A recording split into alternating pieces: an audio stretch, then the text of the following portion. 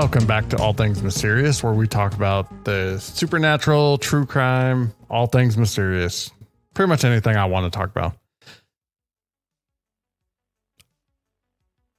And I totally forgot where that train of thought was going. So I'm Matt. And I'm Jordan. Thank you for listening. Today is going to be a great episode.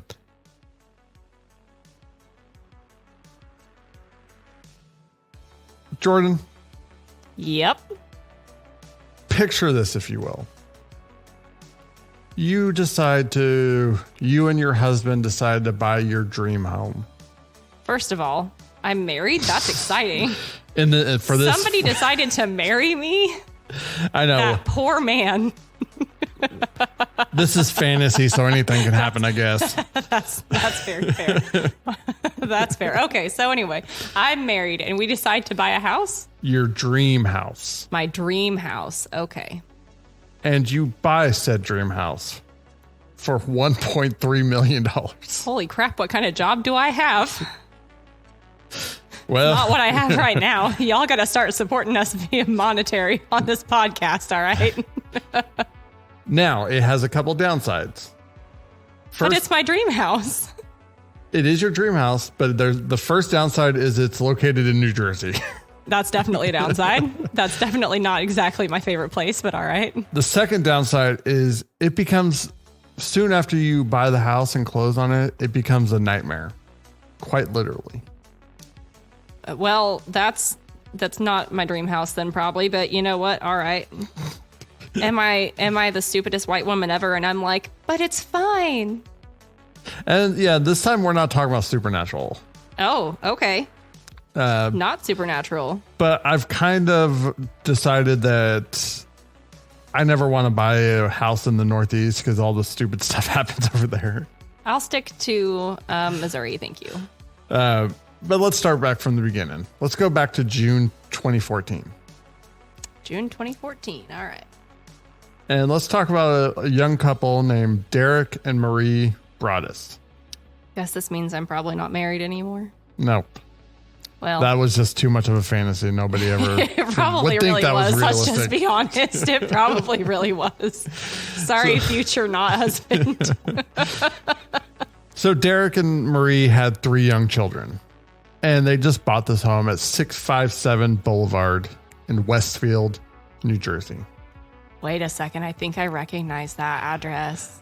If you've watched Netflix in the last couple of years, you will recognize that address. This is the one story. This is like probably not the first story to get me interested in, this kind of stuff, but it was definitely the one that I remember most. It's kind of stuck with me, I guess, the longest. That's fair. That's why I did the case that we did last week, the true crime case that I did, because it stuck with me. Yeah. Sometimes these things just stick with me, and this one is like truly fascinating because it's never been solved. A true mystery. It really is. I love it. So let's go back to 657 Boulevard. It's a 6-bedroom house. As I said, sold for $1.3 million. Man, what a job. And it was located just a few blocks from Maria's childhood home. So it was, in her hometown. She, wanted to move back because they had moved, outside until they came here. And Westfield, Virginia. What's that? It just sounds better than Westfield, New Jersey. I think it does actually, but you know what? Maybe we just really don't want to go to New Jersey. I guess we're really just don't. Like, nope. I've been to New Jersey and I don't want to go back. But Westfield was named the 30th safest town in America at that time. I'm honestly pretty sure that they probably revised that since this. Probably so. So, 3 days after they bought the home and closed on it, the Broaddus family was, over there doing some touch-ups. They were going to do some renovations to the house. And Derek decided to go check the mailbox because, new home. Didn't think there was going to be anything much, but, spam. Yeah, right. Junk mail. You've been approved for a new credit card.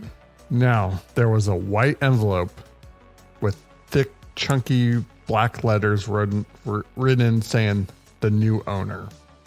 No Not return creepy address whatsoever. Oh, Jordan, it gets much, much, much creepier. So I'm going to read the letter in full.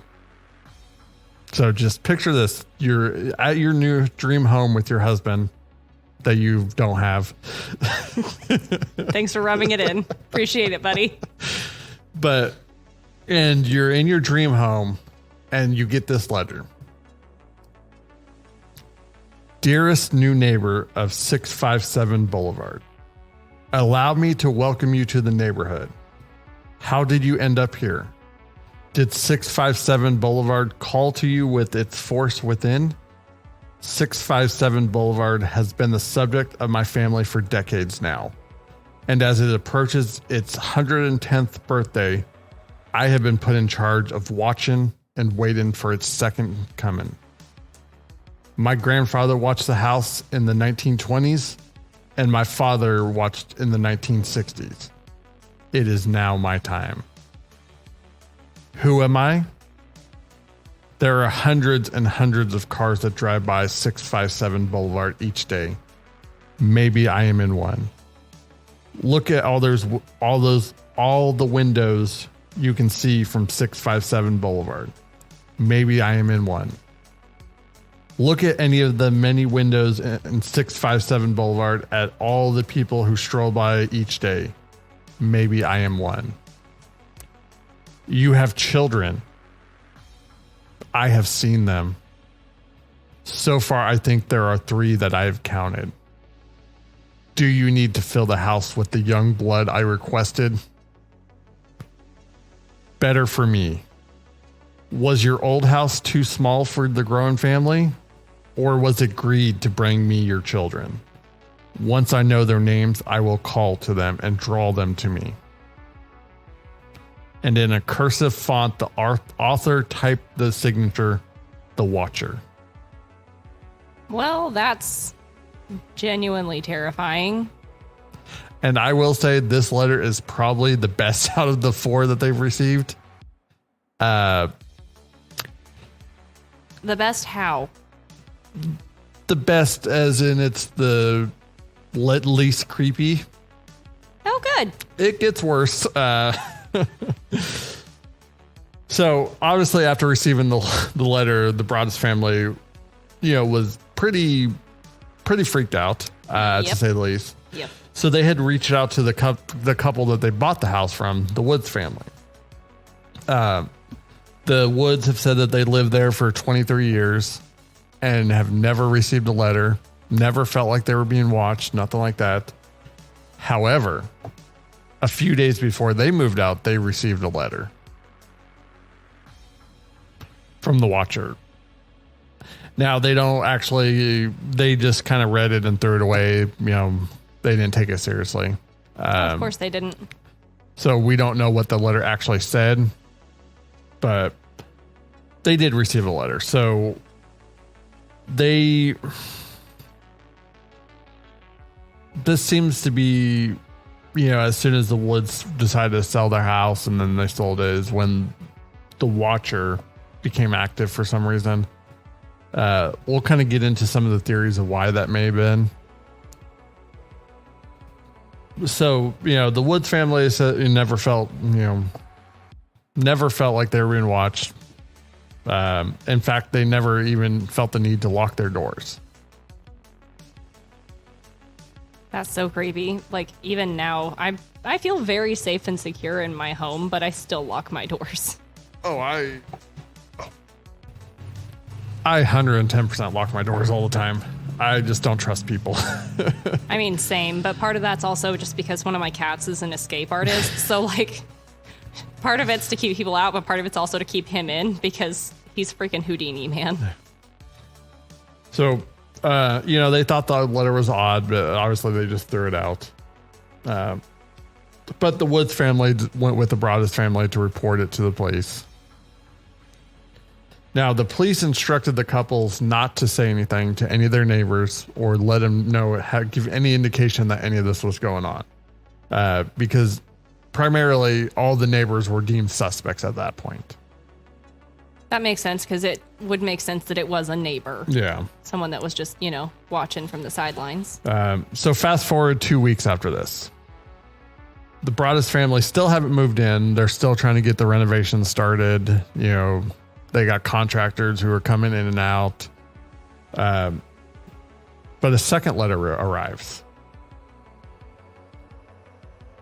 So this letter, well, I'll just read it and I'll let you be the judge of it. Oh boy. Welcome again to your new home at 657 Boulevard. The workers have been busy and I have been watching you unload carfuls of your personal belongings. The dumpster is a nice touch. Have they found what is in the walls yet? In time they will. I am pleased to know your names now and the name of the young blood you have brought to me. You certainly say their names often. 657 Boulevard is anxious for you to move in. It has been years and years since the young blood ruled the hallways of the house. Have you found all the secrets it holds yet? Will the young blood play in the basement? Or are they too afraid to go down there alone? I would be very afraid if I were them. It is far away from the rest of the house. If you were upstairs, you would never hear them scream. Will they sleep in the attic? Or will you all sleep on the second floor? Who has the bedrooms facing the street? I'll know soon as you move in. It'll help to know who is in which bedroom. Then I can plan better. All the windows and doors in 657 Boulevard allow me to watch you and track you as you move through the house. Who am I? I am the watcher and have been in control of 657 Boulevard for the better part of 2 decades now. The Woods family turned it over to you. It was their time to move on and kindly sold it when I asked them to. I pass by many times a day. 657 Boulevard is my job, my life, my obsession. And now you are too, Broaddus family. Take note of that. Welcome to the product of your greed. Greed is what brought the past 3 families to 657 Boulevard. And now it has brought you to me. Have a happy moving in day. You know I will be watching. Now, what's interesting about this is, and there's parts of this letter that have been redacted for the better case of word because it actually had the children's names in there. That's fair. Not just their names, their nicknames. That's terrifying. Yes. But what's interesting is he or she misspelled their name. They spelled it as Braddus instead of Broad. Hold on. Get it right. Broaddus. Okay. So it's kind of weird that he knew their names, But didn't spell it correctly. Yeah. Which could be because he was actually watching and listening to him. That's weird. Yeah. So obviously, like any sane parent, as soon as they got this letter, they stopped bringing their kids to the house because they had been bringing the kids by, letting them see the house. And while they were doing stuff there, they put a stop to that. Good for them for once. Yeah. Actually listening and trying to prevent it. Yeah. And then they kind of put their plans to move in on hold because they didn't feel safe. I wouldn't. They did a lot of renovations to the house, like to add security cameras, better locks, basically just stuff to try to make them feel safe in their own house. Now, several weeks later, the third letter, they received the third letter. 657 Boulevard is turning on me. It is coming after me. I don't understand why. What spell did you cast on it? It used to be my friend, and now it is my enemy. a house, dude. I am in charge of 657 Boulevard. It is not in charge of me. I will fend off its bad things and wait for it to become good again. It will not punish me. I will rise again. I will be patient and wait for this to pass. And for you to bring the young blood back to me. 657 Boulevard needs young blood. It needs you. Come back. Let the young blood play again like I once did. Let the young blood sleep in 657 Boulevard. Stop changing it and let it alone.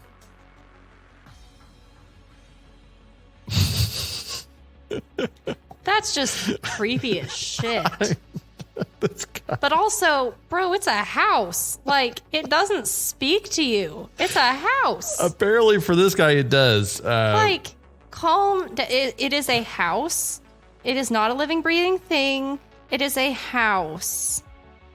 Like, and these, I mean, to me, these letters seem as someone who's not, like, mentally not stable. Yeah, definitely not mentally stable. I mean, I could have told you that from the first one, but especially not mentally stable now. Like, going way downhill, man. I mean, at least the first letter kind of, it almost had an elegance to it. It did. It was very elegantly written.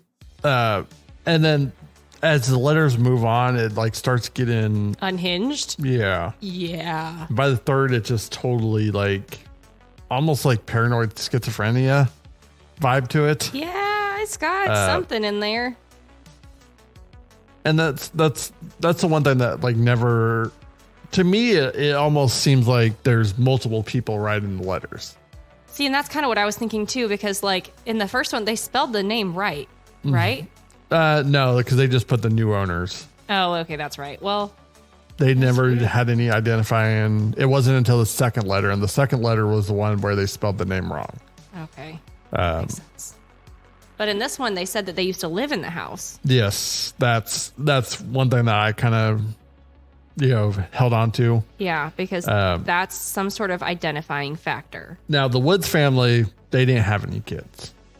So if it was somebody that lived in the house, it would have had to have been before the Woods. That's what I was thinking. Which means that if this is somebody who, it's obviously somebody older than, at least probably in their 30s, maybe older at the time. Because, the Woods lived there for 23 years. So hold on to that because we'll get one of the theories. Well, and didn't they say that like their grandfather or something used to watch the house? Yeah, they said their grandfather watched the house and then their father watched the house and now they're watching the house. Which hold on to that because that becomes important too. Holding. So obviously the police investigation is ongoing, but by the end of the year, it just stalls out. They obviously have many suspects. None of them actually pan out. There's two that we're going to talk about here just because I think they're probably the most likely. But ultimately, they don't have a camera on the mailbox. There's no fingerprints. There was DNA left on the Why do envelope. they not have a camera on the mailbox? That seems like the most obnoxiously easy, like, look at the mailbox. That was my thought. And that's why when we get into the theories about who did this, like, that's one thing that I kind of question too. Like, why? That seems so simple. Maybe that's where you need to be looking. Maybe after, I could understand maybe the first letter not having a camera on the mailbox. Exactly. But after that, I would have like 50 freaking cameras on that mailbox. Exactly. I would have one inside. That's where you need to be looking. So there was no digital trail, no fingerprints, and no way to place someone at the scene of the crime. Like I said, there was DNA found on one of the envelopes, but they ran it, no hits. So the stress was obviously taking a mental toll on the Broaddus family. Can't imagine why. Yeah. Derek had, was depressed. Marie was obviously suffering from PTSD because of this. So it was true with your head. Yeah, it was severe. Did they move the kids in at all? No, I don't think they. They never actually fully moved in. Makes sense. The kids spent time there before the second letter, but after that, they kind of kept the kids away. And after 6 months of owning the house, they decided to sell, but they couldn't sell because of the rumors and there was a media frenzy about all this. Oh, I'm sure there probably were. So it basically made it impossible to sell the house. The Broaddus family ended up suing the Woods family for not disclosing the Watcher letter. Man. Well, yeah. I'm pretty sure I never could find out what actually happened. I think they probably like settled out of court or something. Probably. So obviously the complaint, the suing the Woods family was the one thing that kind of really threw this into the limelight, because a reporter had found the complaint and it included excerpts of the letters. So yeah, it became basically a sensation overnight. Yeah, then into a giant Netflix hit. So now this is kind of where, so they're unable to find a buyer, right? So they have this idea where they could sell it to a developer, right? The developer wanted to tear down the house and then split the lot into two different lots. That's fair, because it was a big size lot, if I remember correctly. Yeah, it was pretty big. However, they would need an exception made by the planning committee because the lot would be the two individual lots would be too small.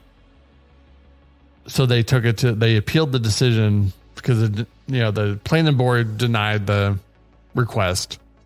They appealed it, and then they still denied it. Basically, and the important part here to note is in 2018, the planning board made an exception for another lot that ended up being more of an exception because it was way smaller than what the Broaddus family wanted to do. But they wouldn't do it for this family. Yes. Oh. I think it probably had to do with the house itself because the house was in such good condition. Yeah. They had just renovated it, which I can understand. It's just at the same time, they were going through literal hell. Oh, yeah. Like, they need out from underneath this house, and I can understand that. So Maria gave an interview where she said, quote, "This is my town. I grew up here. I came back. I chose to raise my kids here. You know what we've been through. You had the ability 2.5 years into a nightmare to make it a little better. And you have decided that this house is more important than we are." End quote. And she's right. I mean, yeah, she is. This town wholeheartedly said, we don't care what you're going through. We like this house more than we care about you. Sucks. And I mean, I feel for him. I really do. Yeah, I do. Because what's she supposed to do? At this point, they're going through every kind of hell possible, basically. And the town's just but the house is too pretty. Sorry. No. So that Christmas, some families who had vocally protested the Broaddus' plan to separate the lot received threatening hand delivered letters to their mailbox that said "Friends of the Broaddus family." Now we'll get into these more later. So basically, 2016, 2 years after the first letters, they finally found someone to rent the house. Good Lord. So they've been sitting on this property for 2 years, couldn't move in, basically paying taxes on it. Paying for the house itself.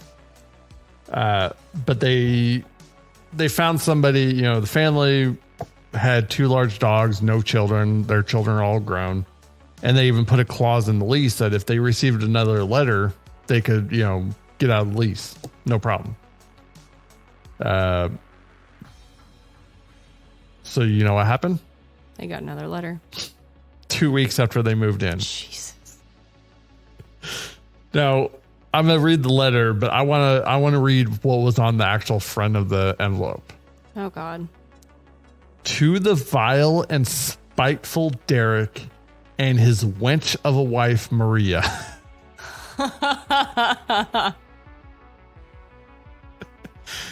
And I'm sorry, but this is Oh, 2016. wow. Who the hell actually Refers to uses somebody as a wench. Actually, you know what? Props, because like That's like, I just want to use it in my everyday I life. kind of Like, do. It's a great insult that nobody uses anymore. to the violent, spiteful Jordan. You wench. Yeah.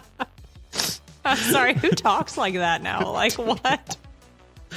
You know, if someone called you a wench, like, I don't think you'd know how to respond to that. No, would I you? just stand there staring like, excuse me, what did you just say? Like, that's honestly got to be the best insult these days, just because it's like, What would I say at that point? Like, I bite my tongue, my thumb at thee? Like, I don't know. Like, I bite my thumb at you. Like, what even? I don't... oh, so this one gets a little more. Wretched. I'll read it to you. Vile.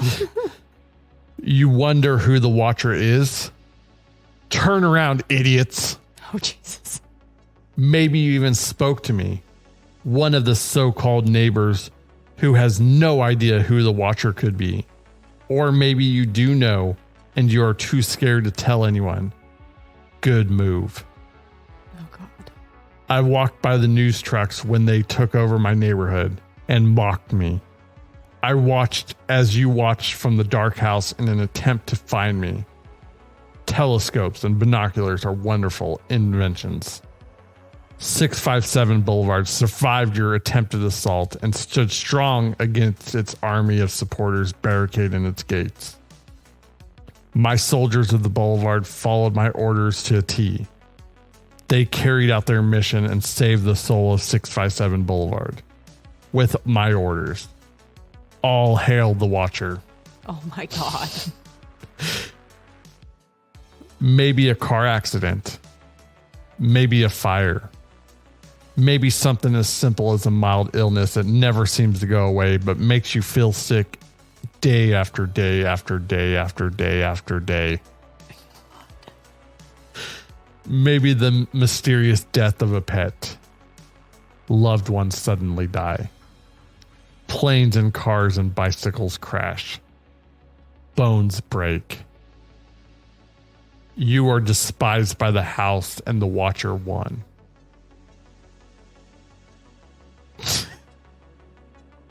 Like, I don't even... It makes no sense. It doesn't...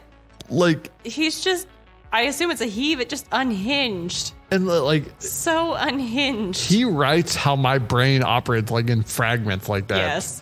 Like, honestly, I read that. I'm like, I'm pretty sure whoever, I could have wrote this letter. I'm kind of questioning where I was in 2016 now, because like, that's just how my mind works. Like in fragments like that. Like if I wrote down how my mind is, what I'm thinking. Yep. Like nobody would understand, because it'd just be like little fragments. Little fragments of sentences. I mean, it was poetic in a way, but not in a good way. I love that planes and cars and bicycles crash, bones break. Like, what are you trying to say? That you're gonna? I think it was a threat, but I don't know how exactly, because like it's a threat, but it's not. I mean, yes, they do crash and bones break.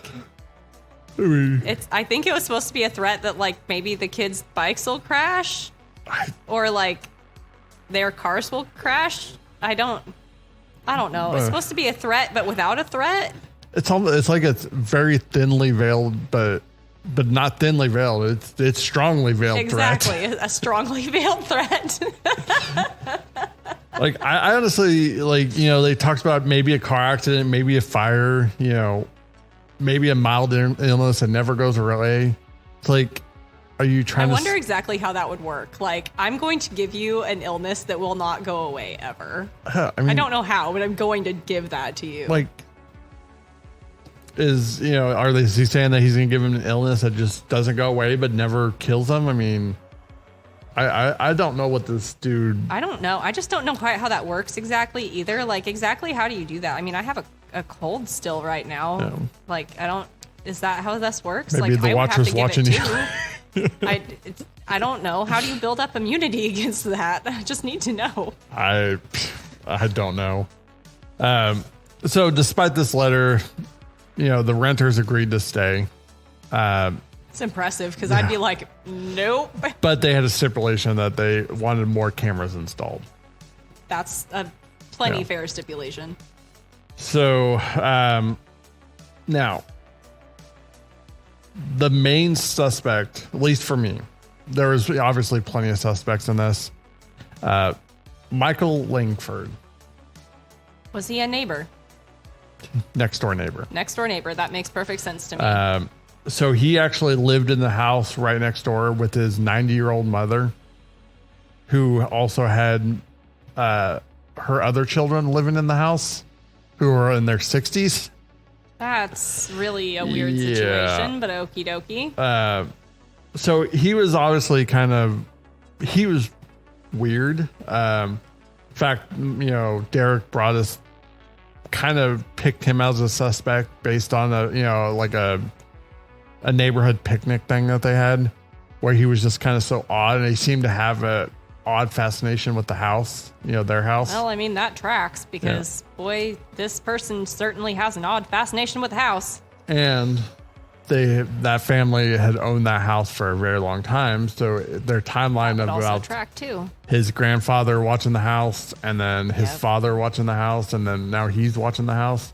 That kind of tracks.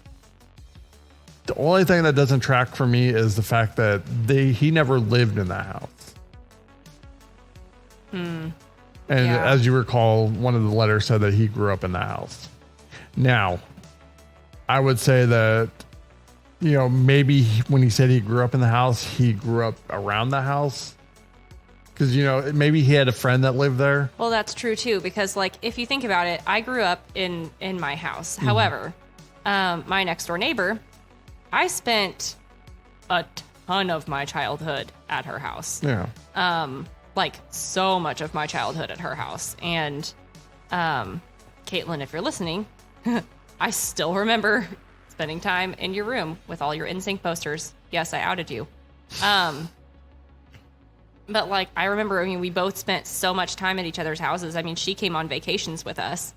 And so it's not crazy to think that even though you didn't live there, it would be almost the same if you had a friend that lived in that house, that you would spend a ton of time in that house and almost grew up in it.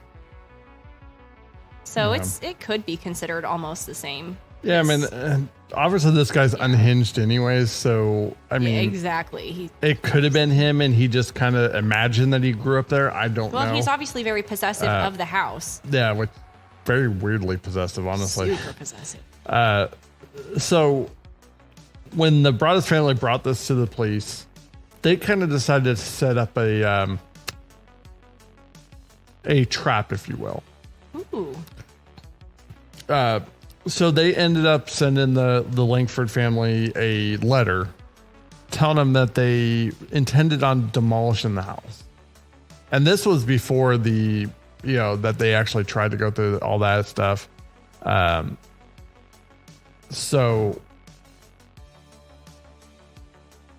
But anyways, they wrote the letter, sent it to him in hopes of getting the watcher to, send another letter. That makes sense. Did not. There was no response. So they kind of, and as I said, one of the letters had DNA on it. They found out that the DNA belonged to a woman, right? So they thought maybe it was, Michael's sister was the one who was the watcher. Her name is Abby Langford.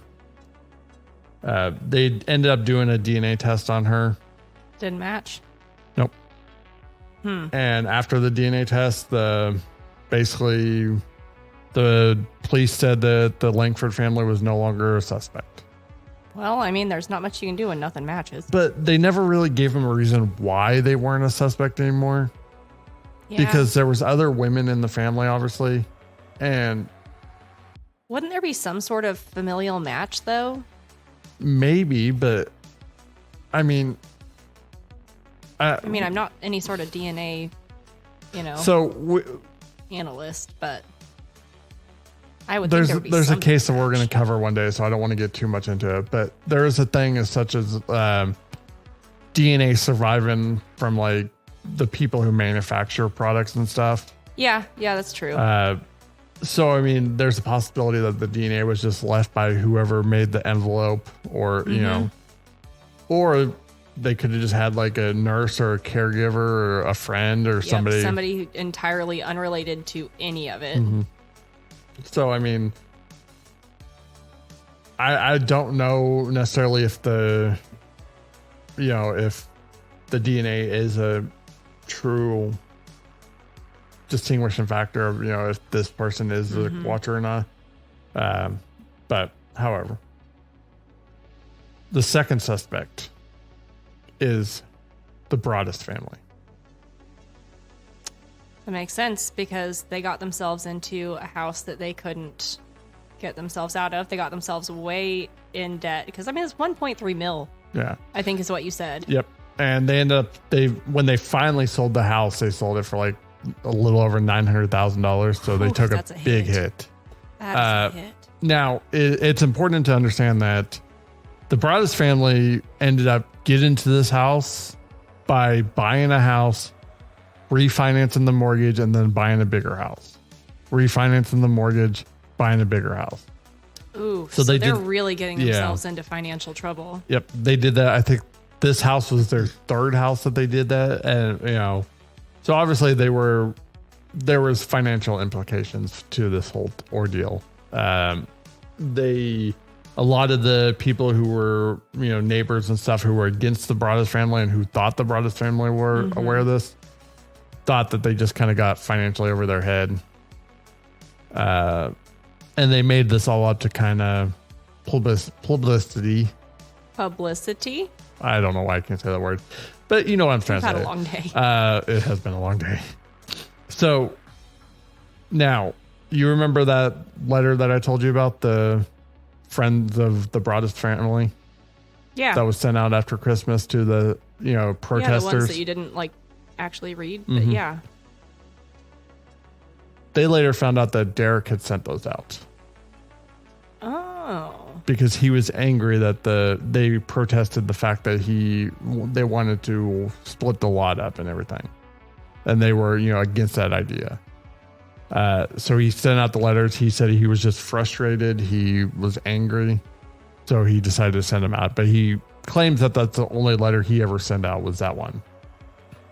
That's a little sketchy, though. Yeah. Do we know what the letter said? No. Nope. They never released what the actual letter said. Well, that's basically because we could look at the timbre and the writing style and compare it. But I would assume if they did that, they would know. Yeah, I'm pretty sure the police would have probably did that already. And I think that's how they ended up finding out that Derek was the one who sent it, because I don't think the writing style and the everything matched the letter. Probably. But however, it's still a possibility, and I think honestly it's a very good possibility, because $1.3 million with 3 kids, that's a lot of money. God, it's so much money. Well, it's like when you were giving me a hypothetical at the very beginning, I was like, what kind of job do I have? Yeah, exactly. Good Lord. So obviously this was very psychologically damning for it was horrible for this family. So that's kind of why I don't think that I don't think it was the Broaddus family, because I mean, if they wanted it to go a certain way, it did not. Yeah, I mean, it never actually benefited them in any way. I mean, I guess you could argue that maybe Netflix paid them something for their story. Maybe, but I don't think they ever actually get paid really well when Netflix covers their own stories. Like, I've seen other Netflix shows that cover different stories, and they actually don't get paid very much. Like the actors and actresses, they get paid, but the actual people whose stories are covered, they really don't get paid a whole lot. Yeah, I mean, I don't think that they would have got paid enough to justify. Yeah, because I'm pretty sure it was like the Dirty John story. I think it was that one They actually really didn't get paid very much for it. And I mean, Story obviously it's going to differ from story to story. And, you know, obviously I think this is a story that a lot of people know about. So I think that maybe Netflix would have paid a little more for it. I would hope so, especially because it made a really good show. Yeah. They embellished quite a bit on it, but still. Definitely the show doesn't follow the story all fully, but.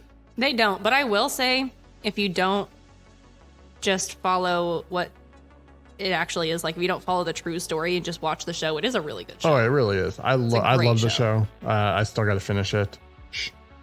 I'm really I'm not spoiling it for you, but the end is great. Yeah. So for me, that's the reason why I don't think, the Broaddus family was involved in this, because, it's not just the parents who are affected. The kids know. Yeah. The kids know what's going on. They think that they're moving into this, 6-bedroom house where they're going to get their own room and they're going to have plenty of places to play. And then all of a sudden they're just kept away.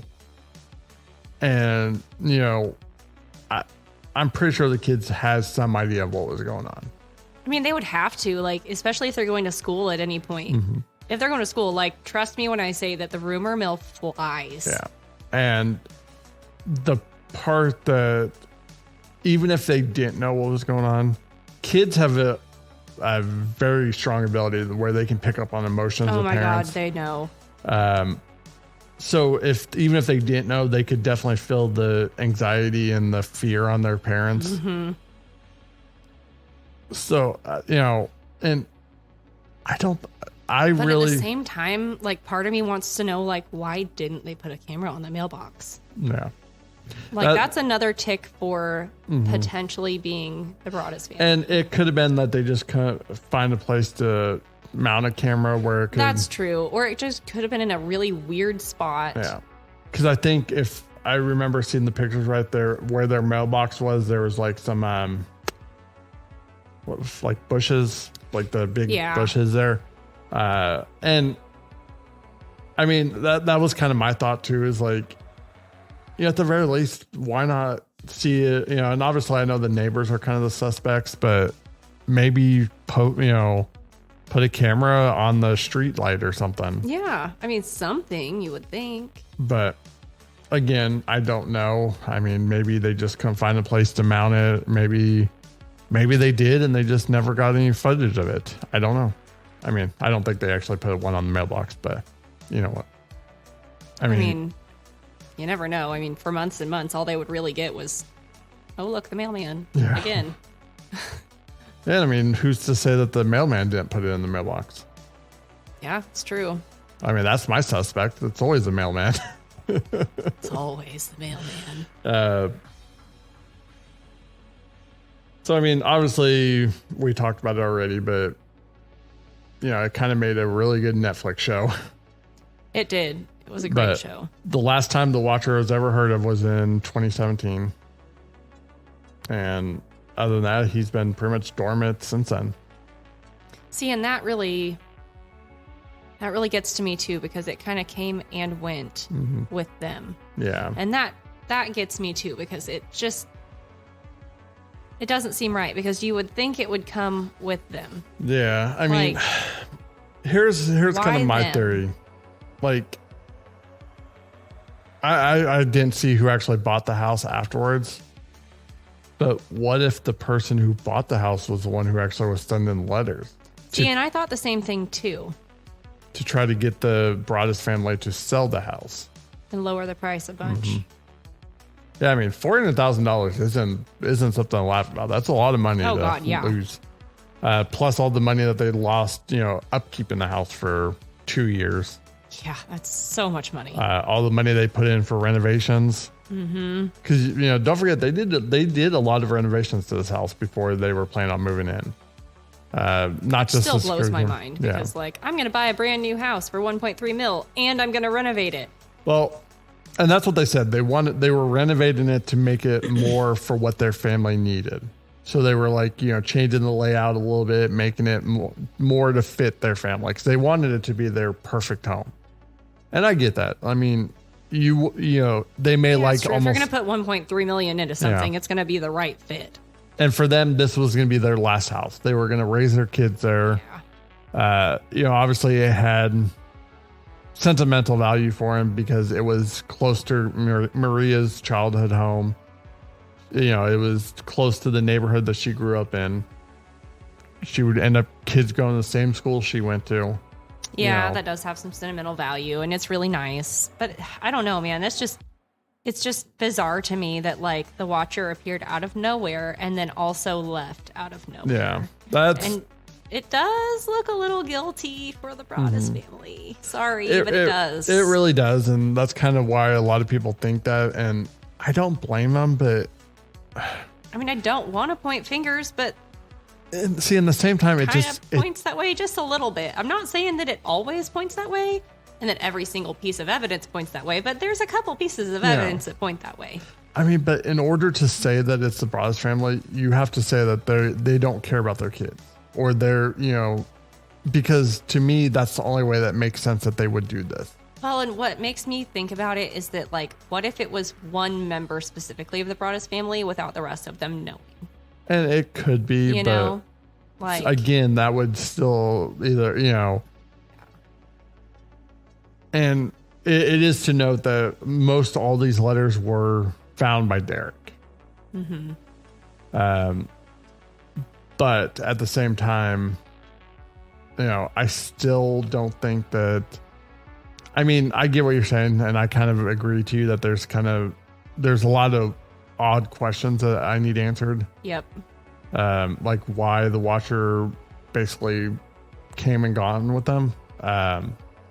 But I don't necessarily think that implies that they did it, because it could have just been somebody that wanted to buy the house and just, lost out on it, and they wanted to make them pay.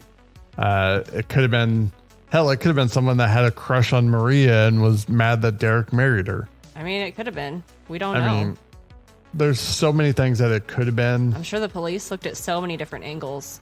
Oh, I think at one point I read that they had interviewed, and they had at one point like over 200 suspects. Oh dear God. Can you imagine trying to look at over 200 suspects? Oh yeah. Like trying to keep all that straight. What I would have done, I would just, every interview I'd have been like, all hail the Watcher. See who reacted to that. Just imagine the confused looks on a bunch of their faces like, what? And then you get that one guy who's like, yeah. You're the Watcher. Arrest him. Just ask them all how to spell Broaddus. Yeah. How do you spell Broaddus? What? What is your go-to? See, and that's the other thing that does not make sense to me. Right? Like, if it was Derek, why would he misspell their name but get all the other names right? Like, this letter had their nicknames in there, like what their parents called them. Like, that's not something that most people know. I mean, it's not something that's like public knowledge, No, it's not. But maybe it was purposefully misleading. I mean, it could be, but it just, why that though? Like, I mean, you can hear things and just not spell them right, maybe. Yeah, and that's what I'm saying. Like, to me, that shows that it's somebody who either listens to them talk or, somebody on the outside. Yeah. Because if it was him, if it was Derek, why would you include the name? Because that's something that, to me, that points to Derek. That's fair. So why would you put something in there that would be almost impossible for an outsider to get? In my mind, this is just me, but in my mind, I keep saying he, but honestly, this honestly sounds like a woman. See, and I thought about that too, but like, it's too unhinged for me. Oh, but women can be freaking nuts, I know. Though. Trust me. And I know that you know Trust me, I know that. But just, I don't know. There's something about the creepy unhingedness of it. The fact that they called her a wench. I don't know. There's something about it that just makes me think woman, at least in some of it. Now, I also think that maybe it might not all be one person. Yeah. which is See, going to be a lot harder to pinpoint. To me, it sounds like an older man. It could just be. Because, yeah, it very well could be. And I think that's probably about the same. Like, I can almost hear an old guy say, like, especially young blood. Like, they say young for sure. Yeah. They say young blood a lot. That's to me something that an older guy would say, not a girl. And then kind of going into the violence of it, like, the veiled threats. That to me just seems more of a thing a guy would do than a girl. At least that veil, I mean, they went into details. Like, if you're that crazy of a girl, I don't think you're going to veil your threats. You're just going to straight out say, I'm going to murder you. I mean, that's fair. It's almost like...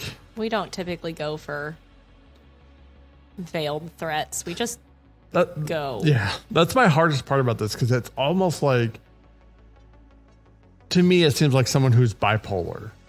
And maybe it is. Maybe that's the part that cops couldn't figure out. Because it's almost like a Dr. Jekyll, Mr. Hyde type personality here. And maybe that's exactly why the cops couldn't figure it out, because the only part that they saw was Dr. Jekyll. Well, but even like, it's almost like, because the beginning letters are like Miss Dr. Jekyll, where they're more elegant. Exactly, because it is so elegant. And they're almost poetic. They're beautiful in a weird, creepy way, but they're beautiful. And then you get further, the later letters where it's just unhinged and, not really making any sense. It kind of like almost evolves into Mr. Hyde. So I don't know. It's just, I don't know who did this, but all I know is, like, whoever it is a coward, plain and simple. Like, yeah, I can agree on that, because just one way or another, obvious reasons were to get them out of the house. Yeah. Whether they wanted the house or they just didn't want them living there. We don't know the motivation beyond that, but was to get them out of the house for sure. So, yeah, it's just, this whole story, like, it fascinates me. Like, even now, I'm still fascinated by it. Mm-hmm. Because, and it, 4 letters, basically, is what was sent. 4 letters. And basically ruined her life. Yeah. Their lives, not just hers, but all of their lives, 5 people's lives. And that's what makes it so, like, fascinating to me, is the fact that 4 letters, that's all that it was. There was never any actual danger to them. There was never any physical violence. There was nothing, nobody ended up dead. Just a strongly veiled threat. Yeah. But it still captivates me, because it's like, it's so odd, but it's so, like, I mean, it's so elegant. Like, I mean, the first one was though. It was weirdly poetic and elegant and pretty and really creepy, but still elegant and poetic. Yeah. And then it just kind of evolves and goes downhill from there. But really downhill. I mean, it was still creepy, but it was ultimately the watcher is still, we still don't know who it is. We don't know why they did it, obviously. So my theory is, I think it was the Langfords. I mean, there's enough of them. Yeah. Yeah, I didn't get the exact count, but yeah, it's weird that they live with their 90-year-old mom. I don't know. But anyways, that's all we have for tonight. So thank you for listening to us. We really, really, really appreciate your support. All the links for all of our links will be in the description below. Make sure to like, subscribe, and follow us. Anything else you've got? We have a Q&A on our Facebook page. And as always, we'll keep you guessing.